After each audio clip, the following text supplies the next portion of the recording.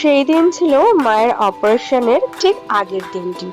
জানি ডাক্তারের কাছে অ্যাপয়েন্টমেন্ট ছিল, তাই সকাল সকাল উঠে সব কাজ সেরে নিয়েছি। মা দেখো কোনো রকম ব্যালেন্স করে দাঁড়িয়ে থেকে নিজের কাজটুকু তখনও পর্যন্ত করতে পারছিল। যাই হোক, তাড়াতাড়ি করে বরের টিফিন রেডি করার পাশাপাশি দুপুরের কিন্তু খাওয়া দাওয়ার জন্য রান্না বান্না সেরে নিয়েছিলাম।